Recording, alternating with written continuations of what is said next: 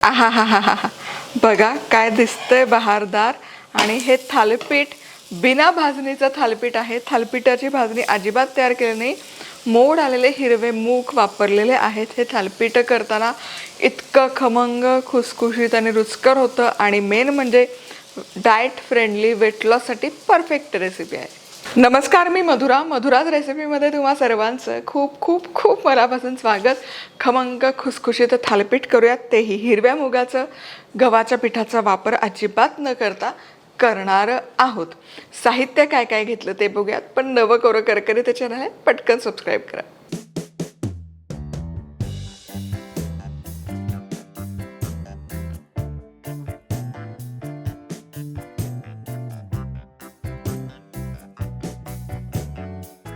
मोड आलेले हिरवे मूग आहेत, कोथिंबीर, बारीक चिरलेला कांदा, एक कप ज्वारीचं पीठ, पाव कप बेसन, चमचाभर धणेपूड, पांढरे तीळ, 7-8 लसूण पाकळ्या, 3-4 हिरव्या मिरच्या, चवीनुसार मीठ, अर्धा चमचा जिरं, पाव चमचा ओवा, अर्धा चमचा हळद, 1 चमचा लाल तिखट. इथे अर्धा कप हिरवे मूग स्वच्छ धुवून भिजत घातले होते 4-5 तास. पाणी काढलं आणि रात्रभर मोड आणण्यासाठी ठेवलं. तर अर्धा कप मूग घेतले होते, तर जवळपास 1.25 कप इथे मोड आलेले हिरवे मूग तयार झाले. सगळ्यात आधी ठेचा करूयात. तर त्यासाठी लसूण मिरची, जिरं, ओवा मिक्सरला किंवा खलबत्त्यात केलं तरी चालेल, ओबडधोबड फिरवून घ्यायचं. हे बघा, हे असं. आता यामध्येच हिरवे मूग घालायचे आणि थोडे थोडे फिरवून घ्यायचे. अगदी बारीक नका करू, हे असं ओबडधोबडच ठेवा.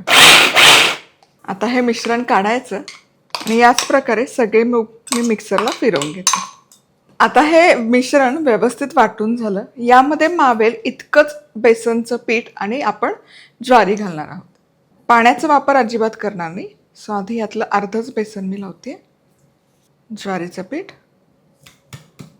कांदा बारीक चिरलेला, कोथिंबीर खूप सारी बारीक चिरलेली, लाल तिखट, हळद, धणेपूड, चवीपुरतं मीठ. आता हे सगळं एकजीव करायचं.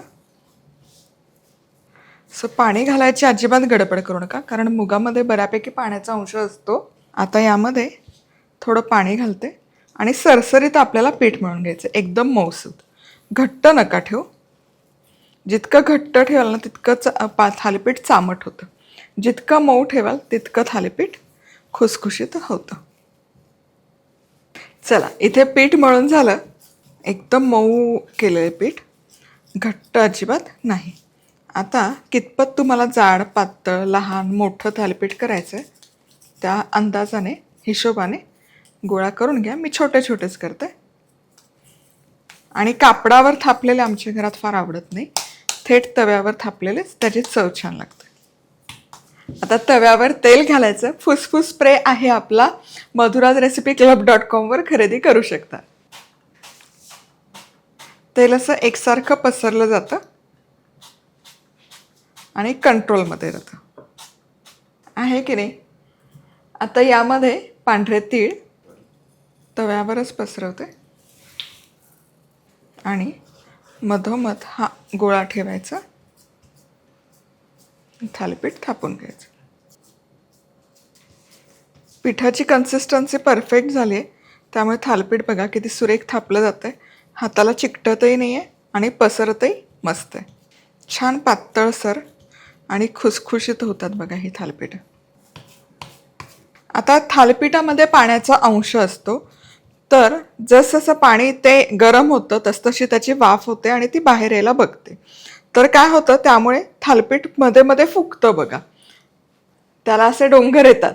ते होऊ नये याच्यासाठी ते सच्छिद्र करणं गरजेचं असतं. त्यामुळे पूर्वीच्या काळी आजी बघा त्याला 3-4 छिद्र करायचे. मी एकच करते कारण खूप लहान आहे. पूर्वी असे मोठे मोठे तवेभर थालीपीठ व्हायची, मग 4-5 छिद्र लागायचे.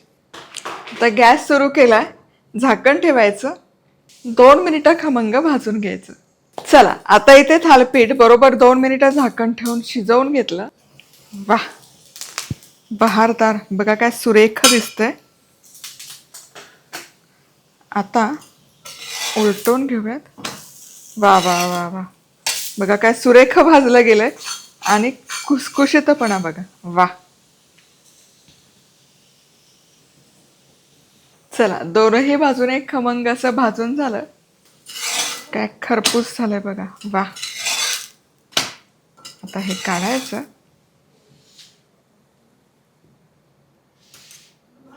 आणि याच प्रकारे आता सगळी थालपीठं करून घेते.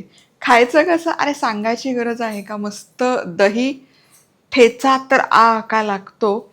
आणि त्याचसोबत लोणचं चटणी असेल तर चार छान लागतात या रेसिपीला. पण डाएटवर असाल, हेल्दी खायचं असेल तर नाश्त्यासाठी, रात्रीच्या जेवणासाठी उत्तम पर्याय आहे. पुन्हा भेटूयात. तोवर मस्त राहा, खुश राहा, आनंदी राहा. सगळ्यात महत्त्वाचं खात राहा.